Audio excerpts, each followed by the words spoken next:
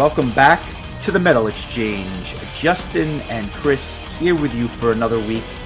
This week, doing something that I am willing to bet that 99% of the people that listen to this podcast have never heard.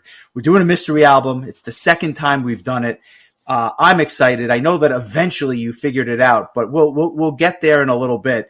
How are you, my friend? How was your week? And what have you been listening to?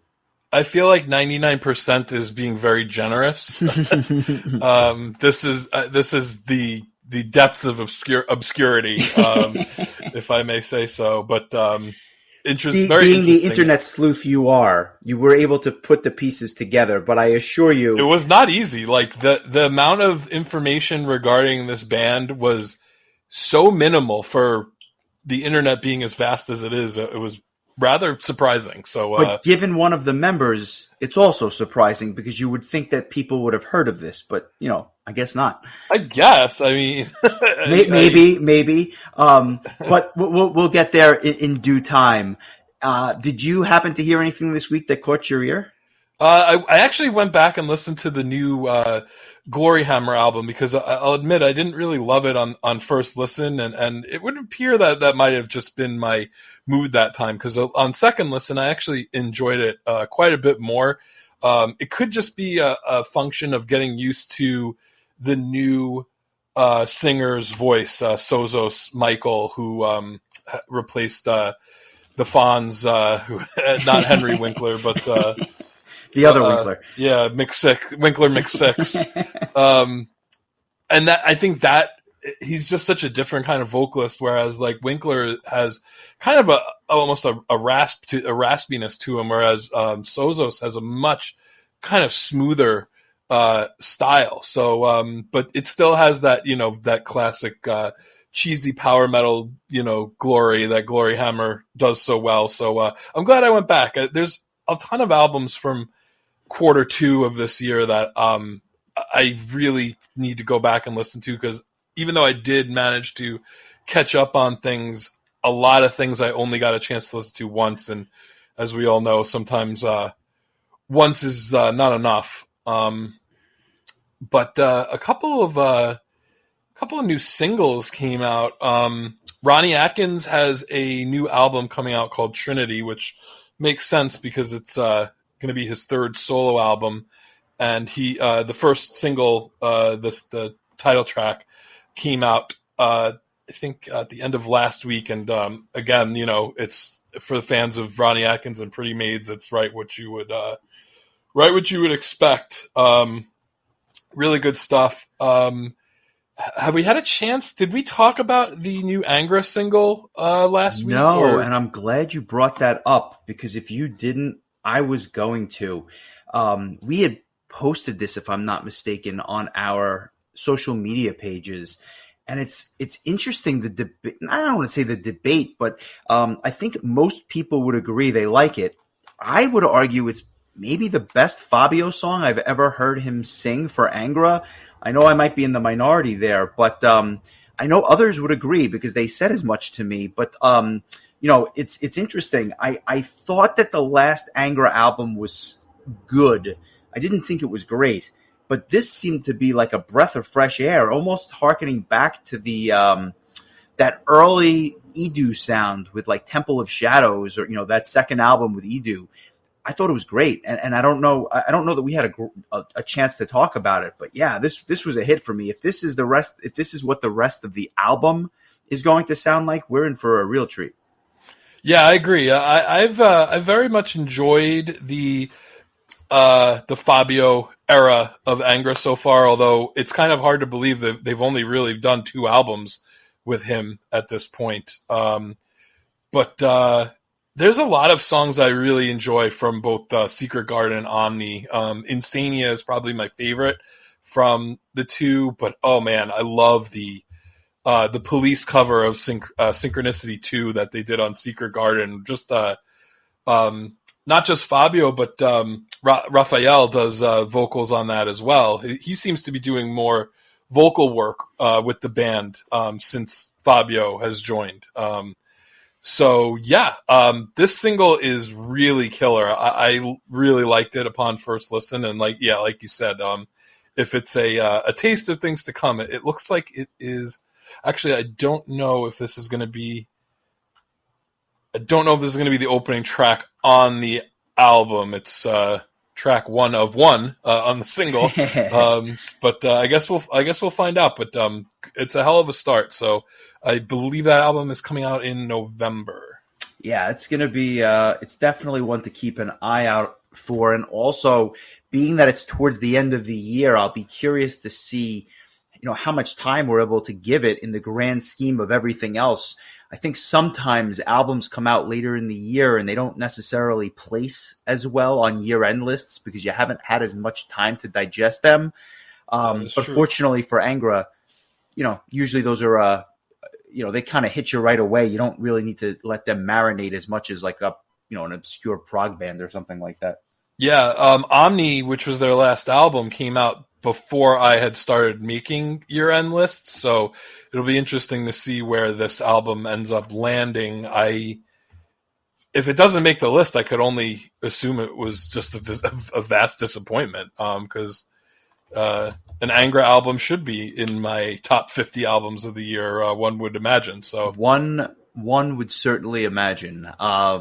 Yeah, that's definitely a good listen. Anything else? Because I have a couple of things myself. I don't think so. Actually, I did speak with our mutual friend Justin, the Texas Justin, as we like to call him, not to be confused with New York Justin. That would be and me. he was asking me about if I had a chance to listen to the Eclipse singles, which I believe I had mentioned either last week or the week before. So, I sat down and listened to all 3 of them, and I have to say, like, 2 of them were, pretty much what you would expect, classic Eclipse style. But the third one, which I believe it was the song "Got It," was like kind of weird. Like it didn't feel like an Eclipse song. It was very strange. Have you had a chance to listen to any of these songs? It's just very odd that this like one song really just was a complete outlier, as we say. I have not had a chance to listen to it, but I think that once I missed the first 2, I just said, all right, at this point, I'll wait for the album to come out. So obviously, I'll be giving that a listen. But when you say outlier, is it because it's poppier? Is it because it's heavier? Is it because it's, did they release a black metal? So like, what did they do that was different?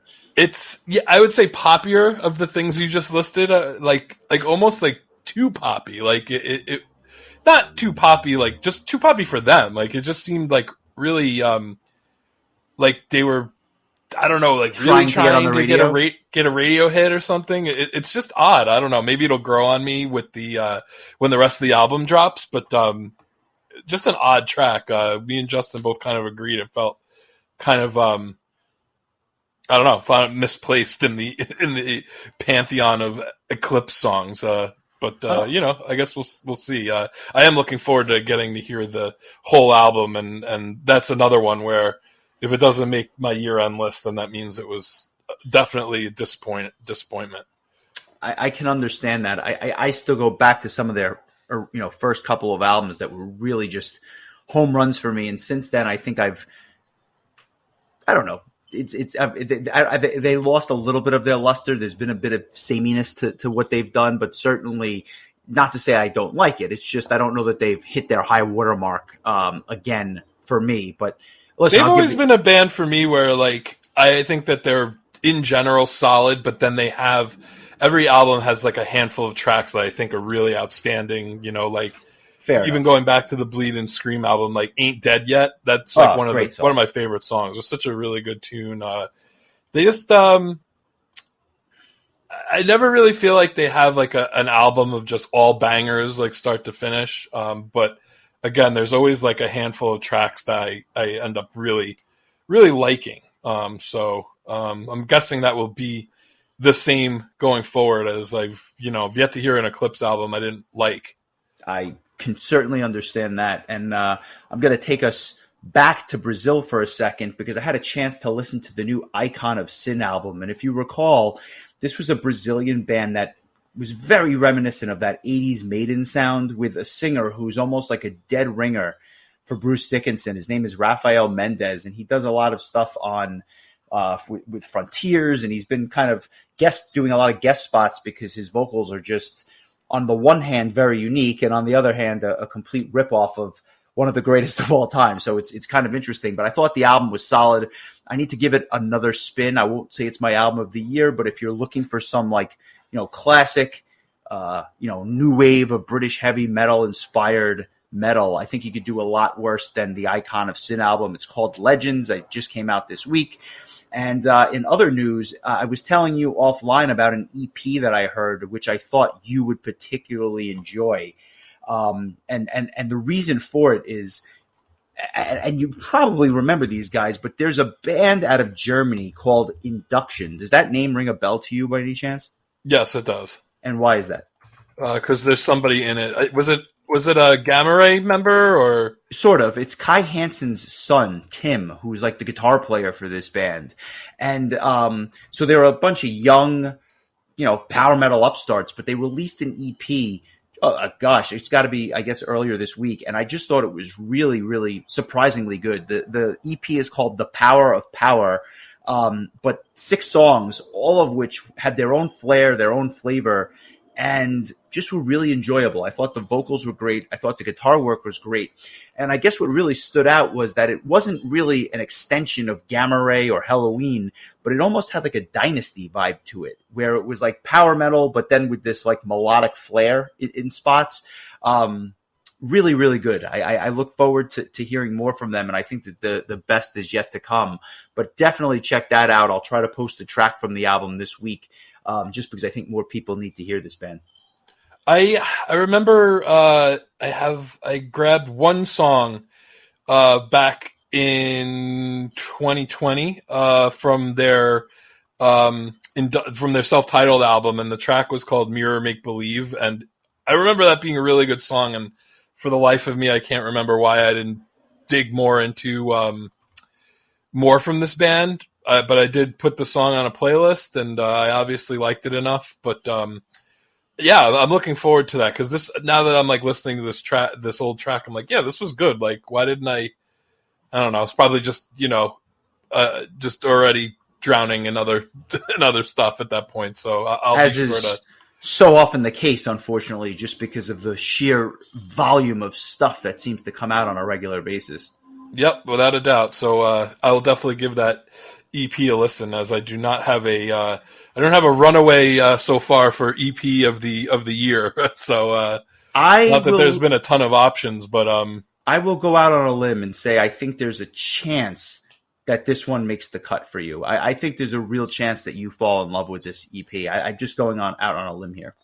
Yeah, I mean, I have on at least chronologically on my list, I have Vengeance, Isan, Teramaze, of course, Teramaze, Ghost, Omnium Gatherum, Terminal Dusk, who we mentioned last week, and I even have Tommy J's first compilation album, Best of the 80s, Volume 1. I deemed it short enough to be an EP since there's only like seven short tracks. You made an executive decision and decided to go cowboy on this one. Yeah, even though his second album, Best of the 90s, Volume 1, I felt was a little bit too long to be an EP with one additional track, but I don't know. It's my iTunes, and I'll do what I want. It's your world. We're just living in it, and fortunately, Tommy J is making music in it. So I guess we all win, even in your world. Yeah, as long as Tommy's around, God bless him. Let's shift gears. Let's talk a little bit about this week's album. I have been sitting on this for 9 months, I think. This album came to my attention, and I want to go back a little bit. This is an album that is over 15 years old. I won't say when it came out, but it's an older album that I just never heard about. And as luck would have it, this came on my radar last year, and I contacted one of the main people behind the project, and I said, is there a way that I can just get a hold of this thing? I want to cover it on the podcast because I know that nobody, and I mean nobody, has heard of this thing. And it's not like an obscure garage band or anything like that. There's a name in the band that people have heard of. It's quite timely. But at the same time, this thing just never got off the ground. And I know that, like, there are people that listen to the podcast that when they hear this band are going to be like, I can't believe I've never heard this, because there's elements of greatness here. And then there's other stuff that, I don't know is perfect, but we'll get there. But say that to say, one of the guys in the band was kind enough to send me the album, and I've basically listened to it on and off for the better part of 9 months. And then this was the first time where I really did a deep dive and I listened to it a bunch. Is it fair to say that you've never heard of this band prior to this week? No, I didn't even know this existed. I mean, it was, you sent me the album and told me to listen to it once and to report back with my feelings. And I said, I just couldn't put my finger on it, just that the singer sounded very familiar. And I said, it sounds like somebody. And you said, that's who it is. So, I don't want to spill the beans. I'm going to let you be the revealer of the mystery. But that was pretty much my experience with it. And to that end, I think that part of the reason I picked the album this week is because there was a nice marriage between our episode last week covering Superior's Behind album and covering this album. And the reason is, to your point, the vocalist is none other than Michael Tangerman from Superior. And even though Superior was kind of defunct, I guess, for all intents and purposes by 2007, he had recorded guest vocals on this album just 1 year prior in 2006. And even though, at this time in my life, I was a huge Superior fan, I had all their albums, I just never knew that this thing existed. And I was surprised to hear that he was on another release, let alone a release that in many ways is in the same vein as some of that Superior material. Would you agree with that? I would agree with that. It's a little more modern sounding, I would say. But yes, it is kind of, I would put it in the prog metal milieu, if you will. That's a very good word. A word that we have not used yet on the Metal Exchange. So kudos for expanding all of our vocabulary. Shout out to Brian, Mr. SAT himself. I think he would be proud of that one. He would be very lugubrious to hear that. So when you figured out the singer, you obviously Googled this band, I guess how did you stumble upon what this ultimately was? Well, once you told me who the singer was, confirmed, really, because you did, to your credit, you did guess it. Yeah, well, I mean, to be fair, like there were parts where I thought he sounded kind of like Michael Erickson. There were parts where I thought he sounded kind of like Georg Neuheiser from Serenity. There was a part that I thought it sounded like the singer from oh goddamn, I'll remember when we get up to it. But like in general, it mostly sounded like the guy from Superior. There was just like some of these other vocal parts that kind of threw me off the scent a little bit. That could be a product of the production, if I'm being honest. Possibly. Yeah. But I went to the often cited Metal Archives webpage, and I went to Michael Tangerman's bio, or his artist page, I should say, and there's nothing in the Metal Archives about this album, but there's always the trivia facts that they have at the top of the page, and all it says for Michael Tangerman is did lead vocals as a guest on Out of Control, an album by French prog metal band Human Defects, and that's kind of how I narrowed it down. But then upon Googling this album, there's almost nothing. There are songs on YouTube, which I believe were posted by the band or members of the band or whatever. But beyond that, I don't know that I saw any reviews. I think I found their Facebook page, which I'm guessing is not active currently. I can't remember the last time I saw just so little information about something. I'm going to have to really lean on you as far as like who else was in this band and things of that nature. But really interesting choice, and I think it was like you said, incredibly timely following last week's Superior episode and the subsequent interview that followed. Yeah, I have to say the information I have is somewhat limited as well. I can't do a whole historical retrospective on these guys as we do with some of the other bands that we cover, but I'm going to give it the old college try based on the information that I do have. Does that mean we're going to do a keg stand, or? Listen, at the Metal Exchange, anything goes, so it's entirely possible. But it's funny because when I looked on, I was surprised that they even had a tagline for it on Metal Archives. But yet, even though it's mentioned and it's unquestionably metal material, there's just no question about it, they don't have an entry for it, which is surprising to me because I figured if they're going to take the time to put in something on Tangerman's biography, you'd think they would just do the entire page for this band. And you said it, they are called Human Defects. The album is called Out of Control, and it is a French duo, really, that kind of are the driving force here, and I'll get to them in a minute.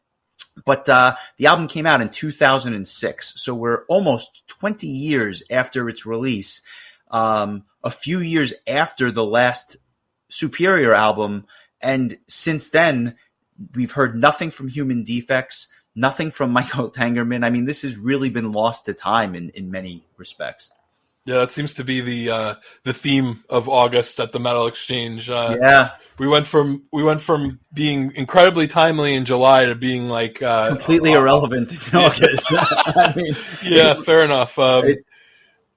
Although we got more interviews from guys that were in Superior than we did from from anybody that was playing at Prog Power. So, well, I have a feeling that may change come September. But yeah, you're right. It's as an aside, I thought that was a really interesting, and I can say this because we did it, but I thought it was a really interesting conversation with those folks.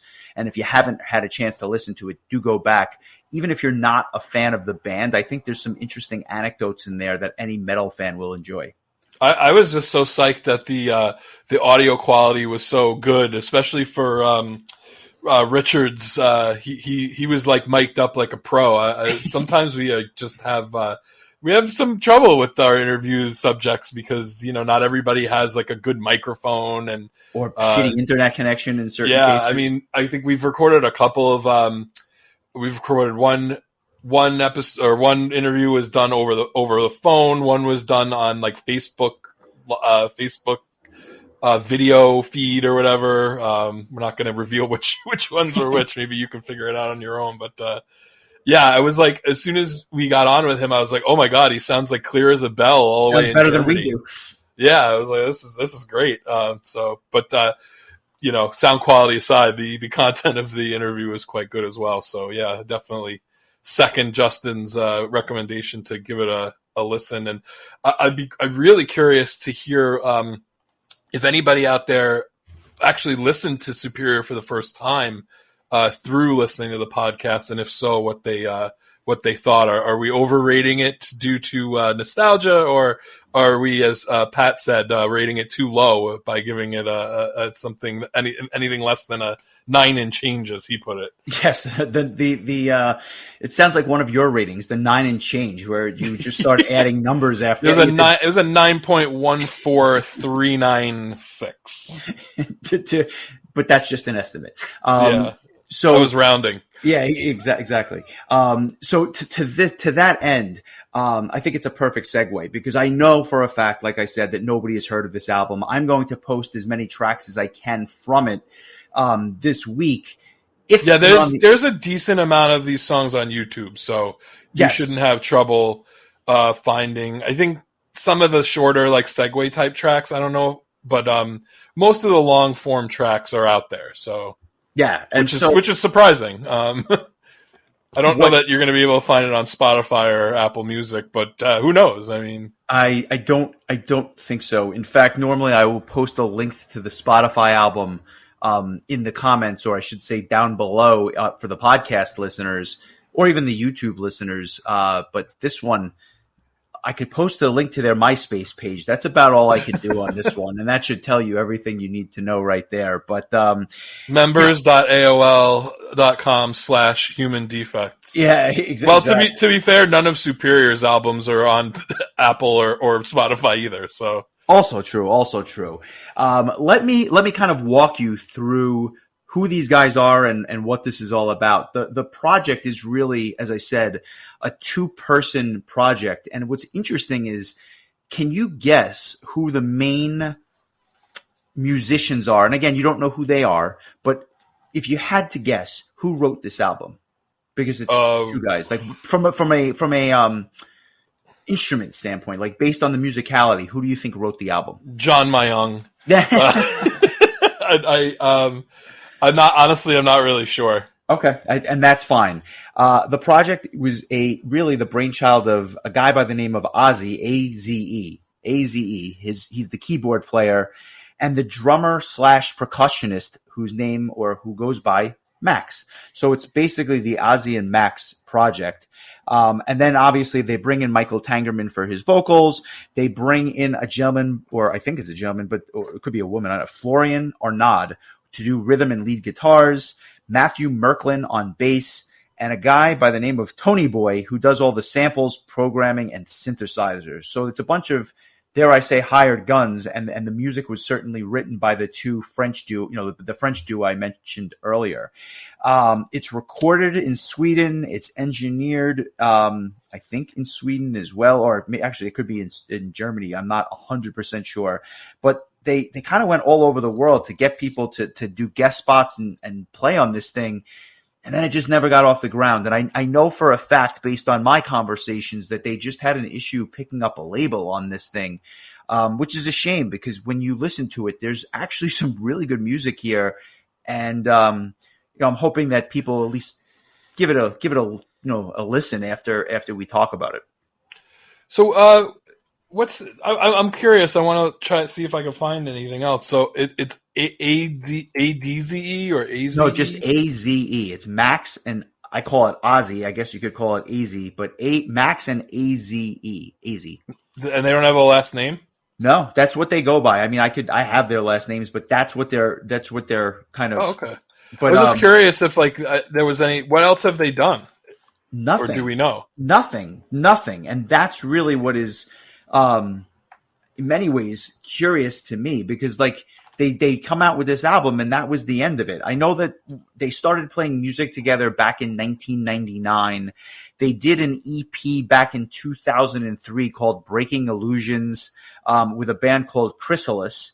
And then they released this album, and that was the end of it. And I should note that it was produced, as I mentioned, by Daniel Bergstrand, who's worked with some big bands. For those that are unfamiliar with Daniel Bergstrand, he's worked with bands by the likes of Meshuggah, Soilwork, Strapping Young Lad, In Flames, Behemoth. Kind of like a laundry list of metal bands that everyone who listens to this podcast has probably heard of, if not is a fan of. And then they released this album, and for whatever reason, I don't know if it was not the production, but in terms of like the marketing or the fact that, MySpace was not even, was in its dying days when this happened in 2006 and 2007, but it just never got off the ground. And it's just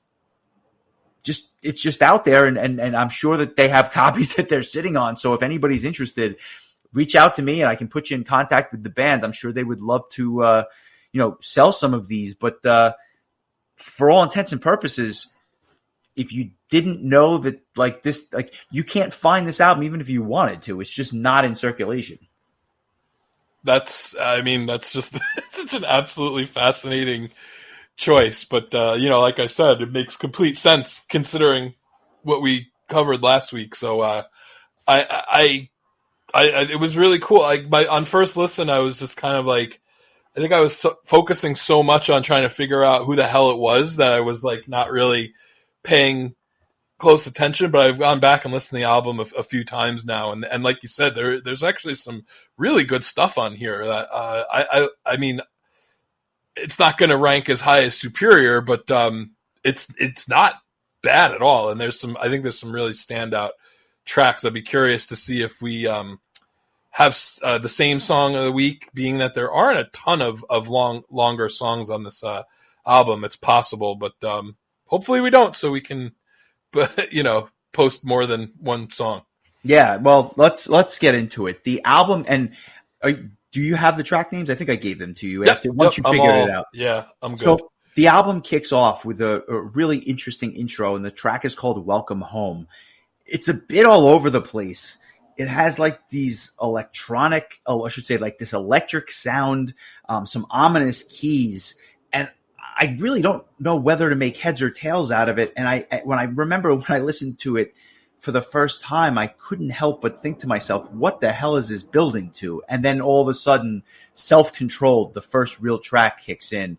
Did you have a similar experience? Like, what the hell am I listening to? Yeah, it was definitely kind of like aliens are invading outer space kind of vibe, and then it goes right into this this opening riff that kind of reminded me of Nothing to Say by Angra on Holy Land, or it was just kind of this chugging kind of riff to just bring things in. But then these keyboards kind of jump in, and you're like, oh, we're going prog here.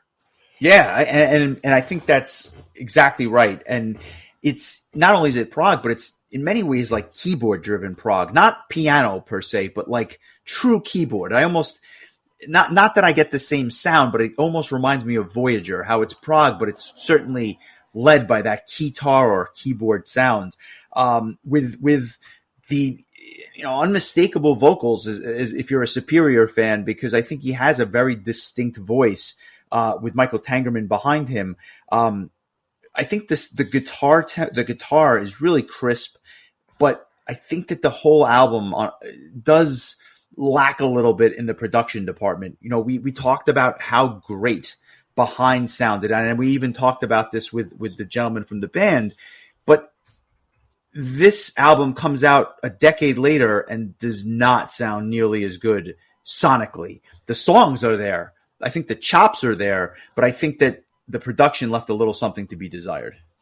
Yeah, I would say that's fair, especially following up on an album that we were like lauding the how good the production was. But it got not better. Unlistenable, though. It wasn't like you could say, "Oh, I can't listen to this." It was jarring the first time. I think just going straight from Superior's Behind to this, but it definitely grew on me and became less jarring as the listening went on. But man, when the vocals first kick in on this song, the first thing I heard was Alessio Garavello for some reason, just for a couple of bars. Like, I must have thought 5 different singers besides Michael Tangerman as I was listening to this, even though it was like 90% Tangerman.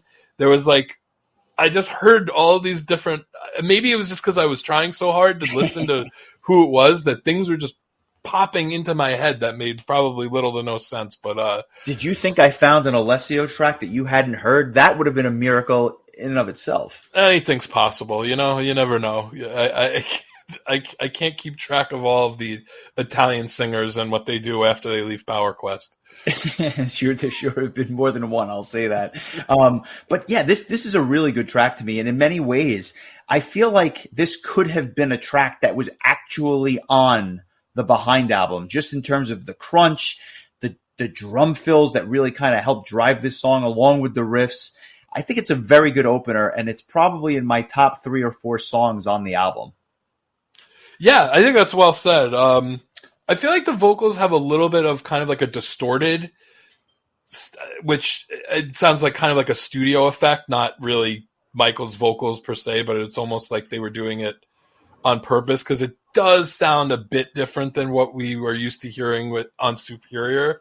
And I think that's why there were points where I was like kind of hearing a little bit of Georg from Serenity. But Yeah, I think everything you said is pretty spot on. I thought this was a good tune and probably one of my 3 or 4 favorite songs on the album. Really good opener. And so I think that we agree there. What about the next track, which is called Alone? It's one of the longer tunes for sure on the album. I think it clocks in at over 8 minutes, if I'm not mistaken. Yeah, this one again was giving me those Georg vibes a little bit at least on the verses. This one's a little less crunchy, less driving. I think it has a bit of a more melodic chorus. I can't really put my finger on like what overall it reminds me of, but once you hit that chorus, you can really hear that superior, that kind of like that superior era vocal sound that Michael is known for. But I thought this was a solid tune. It's a little less heavy than the previous song and a little more proggy, I would say. I definitely agree with that. This is a song that when I first heard it, I didn't care for as much, but by the end, it was up there for Song of the Week candidate. I really fell in love with this tune. I think it was just a little more melodic than the first song. I thought there were more hooks in this. Definitely in terms of the chorus. I think that it's straight off of Ultima Ratio, which is Superior's third and final album. I thought the guitar solo was a little deliberate sounding, and I don't know that that's necessarily a compliment, but the song itself was really proggy and grew on me. And maybe one of the top 2 choruses on the entire album, and I think that was the big hook. But yeah, I agree with that. For a song that clocks in at 8 minutes and 14 seconds, you could do worse than those first 2 tracks. I think that back to back, they make for 2 solid tunes. The third track, or the third full track, called You Are Mine, that's a bit of a miss for me. I didn't love this song. I thought it was, before you tell me why it's your song of the week, and I say that tongue in cheek, maybe, but this one I thought was a bit more paint by numbers. I kept waiting for this big payoff after this extended intro, and it never quite came because I thought the chorus was a bit dry. I don't know. I think that the slower chorus with the keys is a nice touch, but I don't actually love the vocal lines there. So I think that was a bit of a miss. It was almost too slow in a number of ways. And I just thought it was a really hard follow-up compared to those first 2 tracks, which I did enjoy a lot. It's my song of the week. Are you serious? Yes. Oh my God, I did it again. After I slander it, you always do this to me. What about this song grabbed you? Because obviously we had a difference of opinion here. I think it was just the chorus was the most memorable one for me. Like, it just kind of, whenever I listened to it, I was just like, I don't know, it just stuck with me. I can't really explain why. I don't know that it's like musically any better than any other song on the album. It's just the one that kind of stuck with me more than anything else. It definitely has kind of I think a radio friendly kind of chorus, like something that maybe the more masses could latch onto. Maybe because it's maybe less proggy than some of the other songs that could have something to do with it. It's just a pretty simple tune, but I thought it was really catchy. So yeah, this is gonna, I think, start becoming a running joke. But although we did agree last week, for whatever that's worth. Yeah, I couldn't slander why if I wanted to. So for whatever that's worth. But let's give You Are Mine a listen, and for many, this will be their first exposure to the band. So let's give it a listen.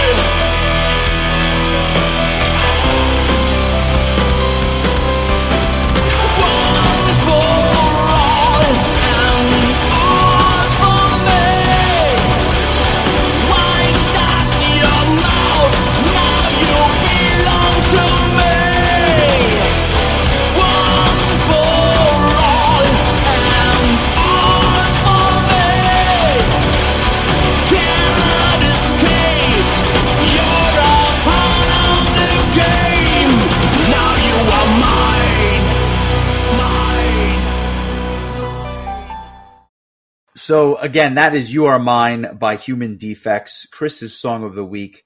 An interesting tune, definitely a different. Just say what you feel. Another trash pile from Chris.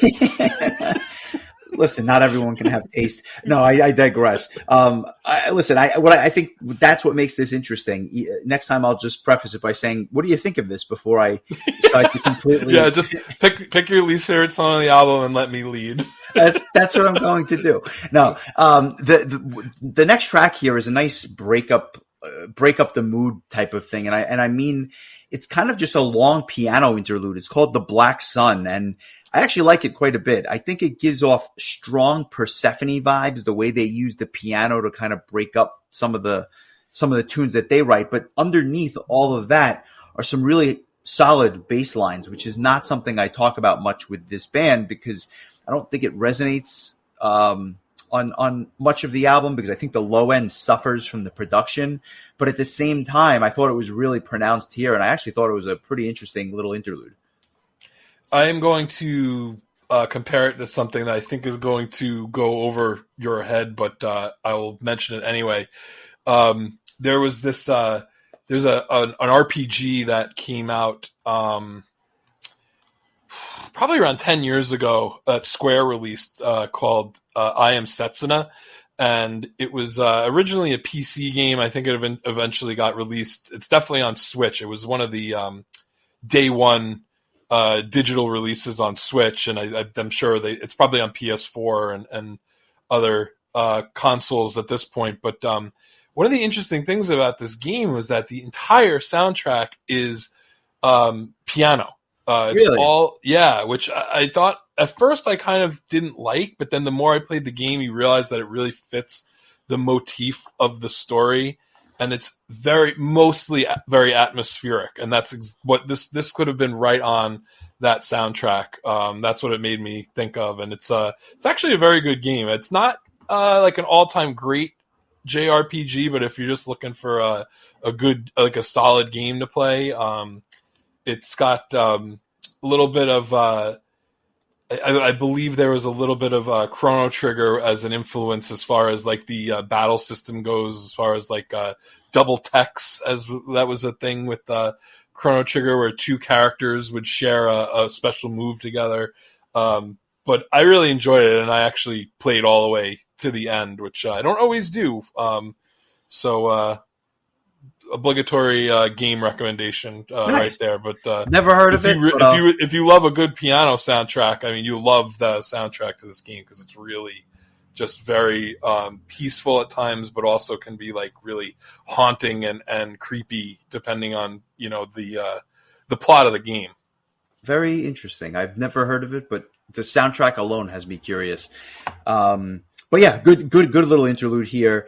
The next track is called Fallen Angel, and this one kind of starts off like a ballad with these atmospheric keys and these really kind of beautiful vocals, but then all of a sudden the band kicks in, and I think the song picks up quite nicely. It's really nice chorus. I think this track, maybe more than some of the others, suffers from the production, but the keyboards are really, really pronounced and help drive this thing. Some nice drum fills, and I don't always say this, but there's like a bit of an extended instrumental section here, and I thought it fit really nicely with the rest of the song. I think this is a solid track. I'd say it's underrated, but that would imply that anybody has rated any of this. So I can't say that. Yeah, it's underrated as far as underrated albums go by underrated bands that no one's heard of.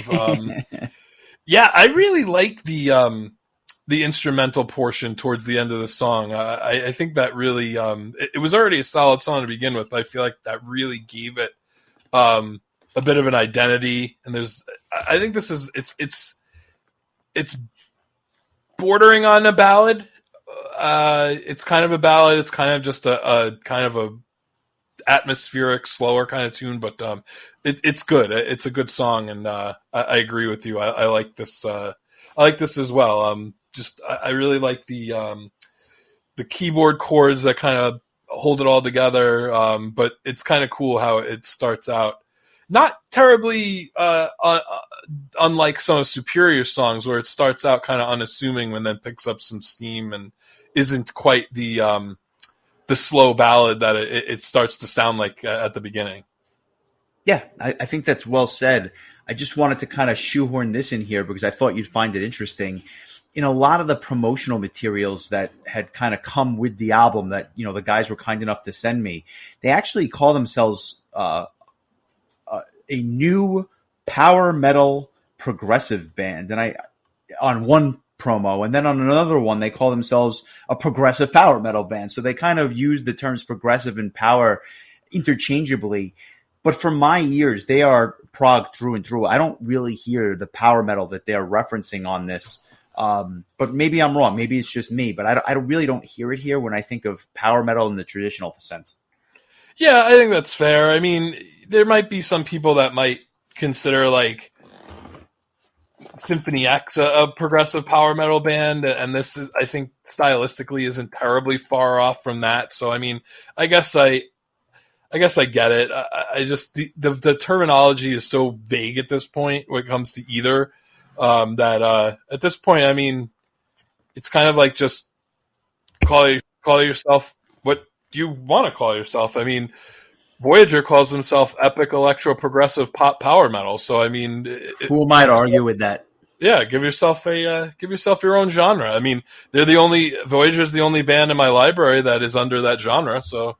And they're therefore the best because they've got no competition. So when in doubt, just remove your competition and you make yourselves automatically number one. We get into the next proper track called "The Fool, the Eye, and the Machine."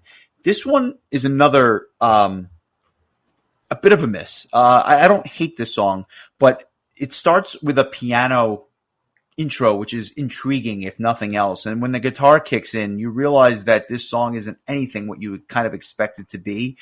This one has a very strong Dream Theater vibe to me. I hear proggy Dream Theater all over this song.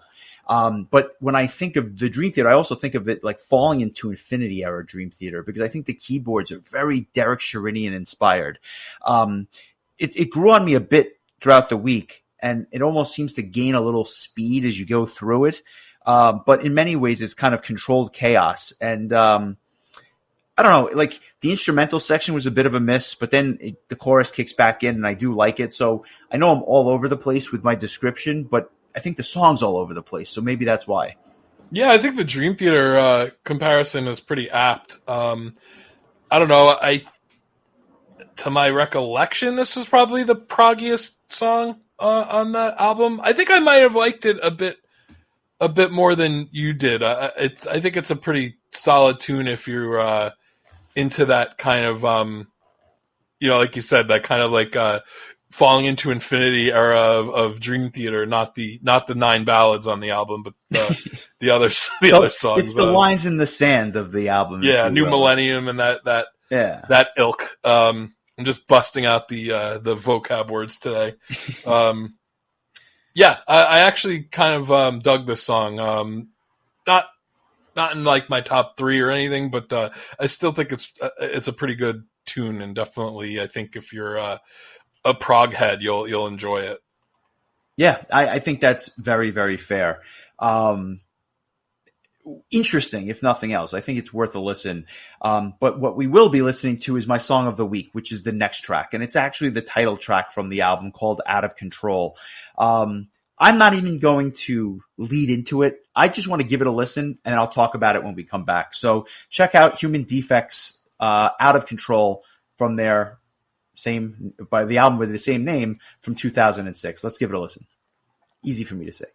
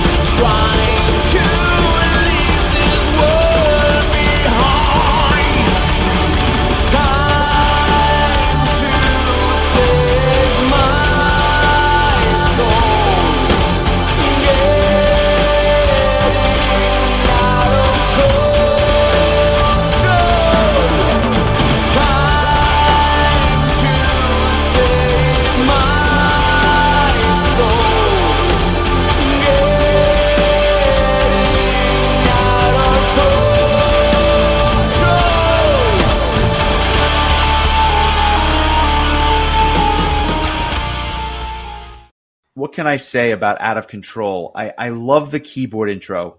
And then I just love how all of a sudden the rest of the band comes in and it's heavy and it's crunchy. This is a really catchy tune. I think arguably the catchiest on the album, if not definitely in the top two. The verses are a little pedestrian, but the chorus is so spectacular and so superior sounding in many ways that I just love it. I also think that there's the interplay between the chorus and the way they use the keyboards on this particular song are fantastic. And for that reason, I'll make it my song of the week. And since nobody else has heard it, they can't argue with the decision. But I want to hear what you think. I thought it was by far the worst song on the album. No, just kidding. It was actually my runner-up for Song of the Week. Especially, again, the core. I think the chorus is just so memorable and catchy, and I just love the way the vocals kind of soar. If you're watching the video, I'm very Italian. I have to make the vocals. No, you're soaring. I can see you taking off like you're gotta make the hand motions. Just a little plug for the video version of the like of me the podcast. Pointing to the prosciutto when I see it on the it's like that's what I do with my hand, pointing to the no, not that one, the other one. Yeah, this one, me, that guy. So yeah, another kind of a little bit less proggy than the last track, but still pretty proggy. But I definitely picked a little bit of that superior, like you said, vibe from this. I mean, kind of hard not to when you have the same guy singing. But yeah, another solid tune. I like this one quite a bit, and would have been my song of the week had it not been for the one that you hated. Yeah, well, it's fair enough. But we end the album with a bit of a trilogy. It starts with a song called "Torn," which is really just serving as an intro to the trilogy. It's a piano interlude with vocals on the top. Odd vocal effects on this one, which I wasn't quite sure why they employed, but they definitely played with the vocals on this one.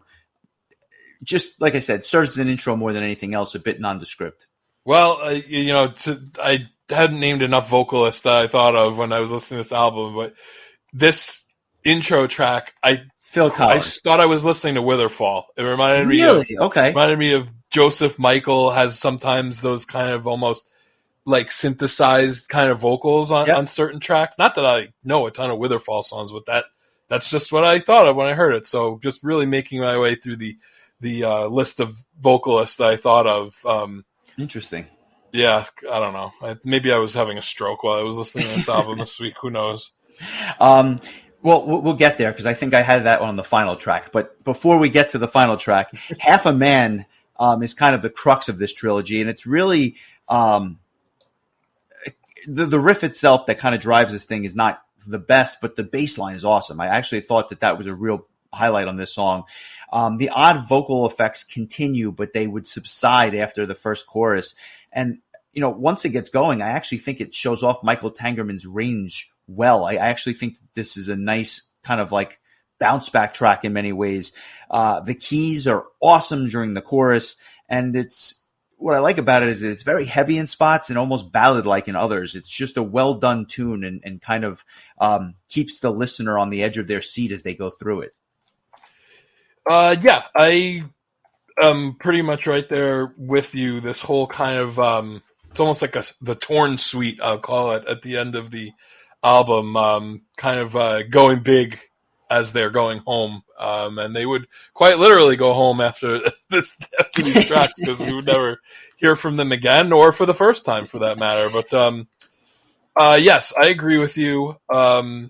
It's got a little bit more of a maybe somber and creepy kind of vibe here and there, but then towards the end kind of picks up again. I'm getting kind of that like late 90s Dream Theater vibe again, but yeah, it's solid. I like the guitar solo towards the end is really cool.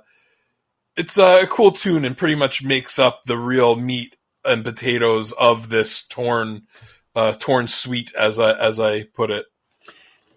And to that end, I think that no album or your stroke would not be complete without the closer called Broken Harmony, which is really an odd outro in many ways. It's just ambient keyboard noise all over. I can't even describe it. It's just it's just 2 minutes of noise. If you ever wanted to know what a panic attack sounded like, just listen to this song. 2 minutes of static. Yeah, I was. But I will say, every time I listened to this album this week, I knew immediately when it was ending because it had a very memorable ending. Probably not for the best reason, but I mean, I knew it was over because it sounded like something inside of me was malfunctioning. And then that's how it goes out. And I think the track, the trilogy is really about a kind of a bad breakup and an interesting way to go out. But that concludes our walk or our march back in time through this Human Defects album. I'm curious,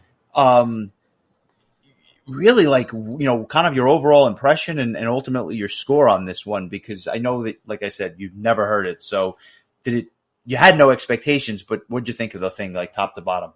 I thought it was quite enjoyable. I didn't think there were any bad songs. The production wasn't fantastic, but it was listenable. Definitely have heard worse. We've discussed worse. It's just following behind is kind of a thankless job, I guess. But I still think it was very solid. I enjoyed it a lot. I gave it a solid 7. I wouldn't mind going back and listening to this. I'm a big fan of Michael Tangerman's vocals, and so knowing that there's at least something else out there with him on it that isn't the 3 Superior albums or the 1 Superior live album, and there's other places we could listen to him. I'm just saying, if Aaron or Tobias, if you're listening, next Arion Avantasia album, maybe give Michael a call. I think he's on Facebook. He's a hell of a singer. I think he didn't get his due, like being on, really, that we're aware of, like the lead singer on 4 studio albums ever, at least metal albums. God knows what else the guy's done. I don't want to diminish anything else he might have done. This is through lack of knowledge, but I'm curious what your overall thoughts and score are on this one, because you definitely had more time to let it marinate than I did. Yeah, like I said, I've been listening to this for quite a while now, but for me, it's a 7.5. I think what you see here more than anything is the roots of what could have been a very, very, very good band with a touch better production, a touch more maturity to the songwriting, but like the foundation was there, and it's a shame that they didn't do anything else, because I think that this could have been a thing, right? Like this could have gone places, but for whatever reason, it just never got off the ground. But the songs themselves are really, really good, despite some of the production issues or some of the, immature songwriting in spots. But like, who am I to say? Because I obviously am not a musician, but to me, that's just the overall impression I got. This could have been something, and it's a shame that it was never anything. Yeah, can you imagine if like Simone Mulroney got his hands on this thing? Oh my God, this thing would polished it up a little bit, and it would be phenomenal, because the songs themselves are really good, and God only knows what other creative songs were in their pocket that they just never saw the light of day. So a very solid release. I thank you for indulging me and kind of listening to it this week, and I hope you got as much fun out of it as I did. I did. It's always the mystery albums are always a fun thing to go back to, as hard as it is for anything to be a mystery in this day of wide open information everywhere. But this was as far as like picking something that had very little of a footprint on the World Wide Web. Doesn't get too much more obscure than this, outside of like back in high school when those rappers used to hand us their CDs at the mall. Next week on the Metal Exchange. No, I kid. Like I said, it's hard to surprise you, but I knew I had one here, so I'm glad we got to do it. With that, let's talk some news. I don't have much this week, but I do have one question for you, and that's Are you going to the Cattle Decapitation Tour, which kicks off on November 10th in Santa Ana, California? They're doing I just turned vegan just in time to miss it, as it turns out. They're going on tour with Immolation. I have to say, I actually saw somebody wearing a Cattle Decapitation shirt the other day. So this is what kind of prompted the news. They're doing a run of shows for about a month and change, starting and ending in California, and then obviously hitting all places in between, even a run of shows in Canada. But if you like that death grind sound, I'm sure that these Metal Blade artists are the tour for you. More in line with something you might like, a new Dokken album coming out October 27th. It's called Heaven Comes Down. We had covered them in the archives many moons ago. I actually remember that episode vividly just because I am such a mark for this band. I don't have any expectations that this 13th studio album is going to be any good, but I'll give it a listen because I happen to be a sucker for the band. I'll listen to that. I really enjoyed the album we talked about. I believe, was that Dale's request? Was it Dale's? No, I think he did. I think his was with Tesla. Dale's was Tesla, yes. Dokken was mine just because selfishly I wanted to listen to it. But I got to be honest, that's a well I'd like to go back to because we just scratched the surface. They have a slew of albums that are probably worth talking about. I have a few hair metal bands that I would like to talk about at some point, but other things will take priority for now. Well, to that end, I feel like it's been a while, especially for an album that's may or may not be Prog Power related. What am I listening to next week? Oh, it is not not Prog Power related. Actually, it's an album that we've alluded to a bit that we can't believe we haven't talked about it yet. And considering that we have only talked about this band in long form one time, I thought the time has come, and the time has come to talk about The Divine Wings of Tragedy by Symphony X from 1997. We did the 5 or V New Mythology Suite, I believe was the name of it. It was our 21st episode. It was surprisingly my choice, which I think took you by surprise. The fact that you've picked both Symphony X albums is really surprising. I've really grown as a person over these years. So that album came out on March 8th of 2021.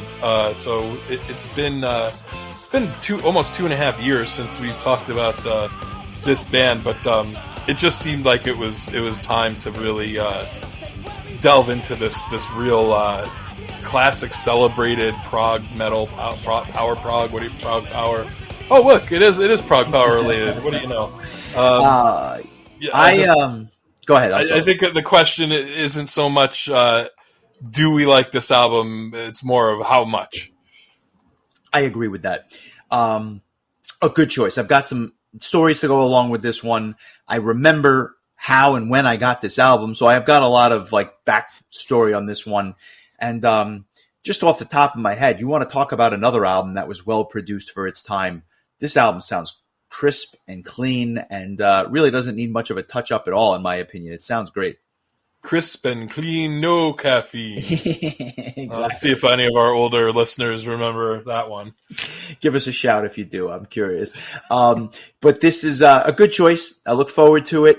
And believe it or not, I actually have the album picked out for the following week because I'll drop a little bit of a hint. It's an anniversary of sorts, and I thought it was very, very timely. So God, does Cattle Decapitation have an anniversary I'm not aware of? I can't wait for you to hear it. Vegan or not, it's time to listen to some grindcore. But anyway, we'll come back next week. If you like what you hear, give us a like and a follow. Consider joining our Patreon. It obviously helps support the show, and we obviously appreciate the support. If you don't want to join the Patreon, tell a friend, invite a friend to listen to the show. That will work for us just the same. And we will catch up with you next week when we talk about some classic Symphony X. I'm looking forward to it.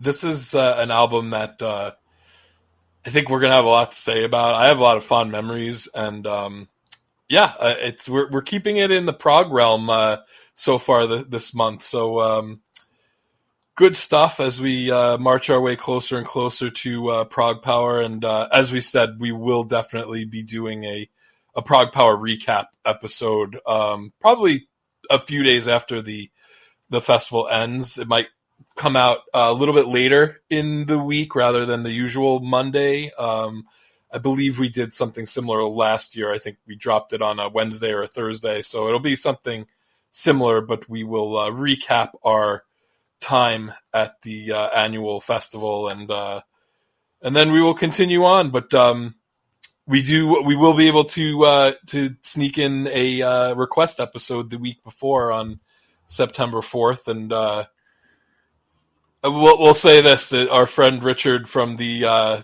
Patreon group, your time has come. But since he gave us a list of 43 albums to choose from, he might not know which one we're going with. So that's one of the 43. Yeah, he'll find out on not next week's episode, but the episode after that when we reveal what he chose, or what one of the things that he chose and what we chose of his choosings. Well said.